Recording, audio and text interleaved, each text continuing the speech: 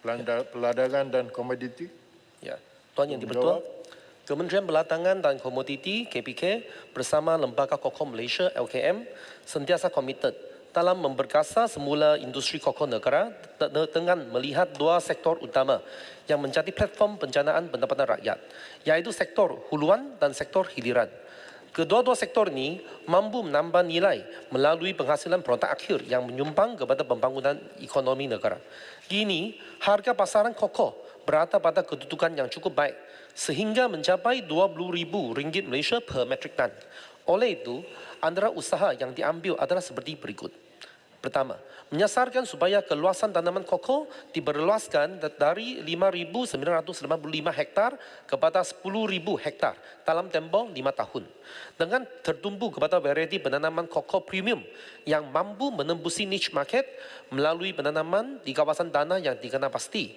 Dengan wujudnya jaminan prospek pasaran kokok dalam negara pada ketika ini adalah menjadi harapan agar komoditi ini diberikan peruntukan bagi meningkatkan berluasan sehingga 10.000 hektar sebagaimana yang disasarkan dengan permulaan sebanyak RM3 juta untuk tahun 2025. Yang kedua, menjenamakan dan mempromosikan produk premium kokok tempatan sebagai kokok asal tunggal atau single origin dan kokok berperisa unik 5 flavor.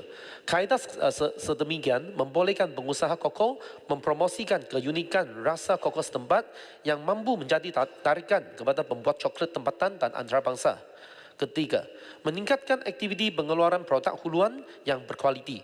Menerusi program rangsangan pengeluaran hasil kokok di bawah rancangan Malaysia ke-12 dengan membangunkan seluas 550 hektar projek tanaman kokok integrasi melalui fasa pembangunan 2022 dan 2023. Projek ini menyediakan kemudahan seperti mini pemprosesan kokok di kelompok pengeluaran kokok bagi menyokong dan membantu pekebun kecil menghasilkan kokok kering yang bersih daripada pencemaran pentasing dan berkualiti. Keempat, menghasilkan berbagai teknologi dan penemuan menerusi aktiviti penyelidikan dan pembangunan R&D bagi mengatasi masalah berosak utama industri kokok di sektor huluan pada suatu ketika dahulu.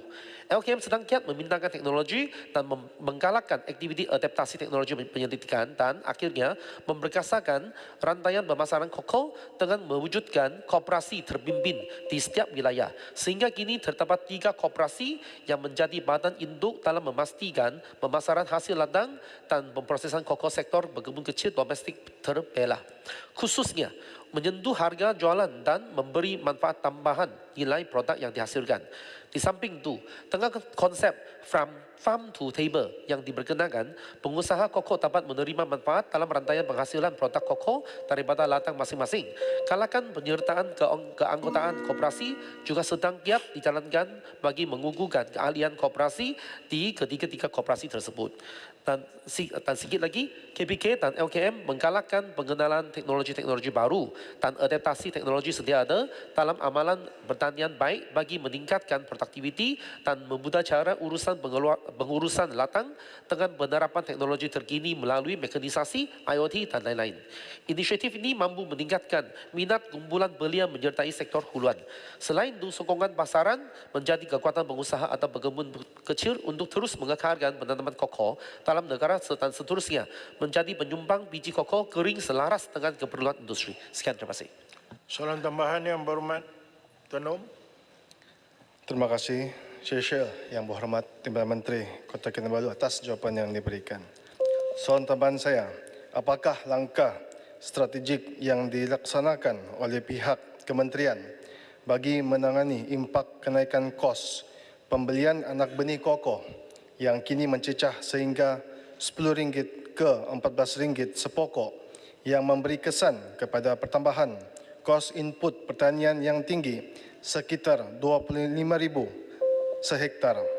Dan adakah pihak kementerian bercadang untuk memberikan insentif pembiayaan tanaman semula seperti mana yang diperkenalkan dalam sektor pertanian sawit dan getah bagi melonjakkan lagi kapasiti pengeluaran kokok negara untuk mengoptimumkan keperluan industri kokok tempatan? Terima kasih. Silakan Yang Berhormat Menteri. Ya, untuk makluman YB Tenom, terdapat berbagai bantuan yang telah dan sedang diberikan oleh KPK bersama dengan Lembaga Kokok Malaysia. Seperti contoh, panduan input, baja untuk meningkatkan kesuburan dan memperbaiki struktur dana, racun berosak dan juga penyakit, dan juga peralatan kecil seperti gunting, candasan dan perangkap mamalia. Dan pada tahun ini, tahun 2024, panduan input pertanian ini sedang dilaksanakan dengan peruntukan projek pembangunan yang diperkenalkan sebagai projek pemulihan kebun kokok di seluruh Malaysia dengan kos peruntukan 9,5 juta ringgit Malaysia untuk merangkumi keseluruhan Malaysia ini. Dan untuk menjawab soalan untuk harga ini, walaupun kos input telah naik, cuma YB Tenom pun kena faham, sekarang harga kokok pun naik. Harga kokok naik ke paras tertinggi di sejarah sekarang. Dia sampai RM20,000 satu metrik tan. So ini memang sesuatu masa yang cukup baik supaya petani dapat mempertimbangkan balik untuk menanam kokok. Sekian, terima kasih. Yang berhormat, silakan. Terima kasih. Assalamualaikum warahmatullahi wabarakatuh. Soalan tambahan saya, adakah kerajaan bercadang untuk mewujudkan GSA untuk tanah rancangan khas bagi penanaman kokok sebagaimana Felda buat untuk kelapa sawit dan juga getah di dalam negara kita, dan kalau ada berapakah kawasan telah diperuntukkan? Pertama. Yang kedua, adakah kerajaan akan menyemak semula dasar agri komoditi negara terhadap kokok selaras dengan perubahan dan jangkaan kita akan mencapai 8 bilion untuk ekspor kokok, dan berapakah bajet yang diberikan untuk promosi penanaman dan penjualan kualiti kokok Malaysia? Terima kasih. Yang berhormat Menteri. Okey, saya jawab yang sedang dulu. Okey, yang kos untuk kita memperuntukkan untuk buat ni program pengukuhan pasaran ekspor adalah kos banyak 800,000 di bawah projek pembangunan usahawan coklat dan program promosi kokok RP4 2024. Dan kita juga giat dalam menyertai dalam beberapa ini ekspedisi seperti ini international ini di ISM Middle East 2024 Dubai dan juga saya Paris France untuk tahun ini. Dua-dua expedition ni kita akan menyertai, dan untuk menjawab soalan yang untuk macam mana kita nak buat yang program untuk pengukuhan dari segi tanah ini, memang kerajaan kita nak targetkan, nak menyasarkan kepada 10,000 hektar dalam tempoh 5 tahun. Cuma mekanisme macam mana nak menjalankan itu adalah terbuka untuk kita berbincang, dan pada waktu sekarang, apa yang kita nak menggalakkan supaya petani yang dulu meninggalkan penanaman kokok itu tanam balik dulu. Sekian, terima kasih.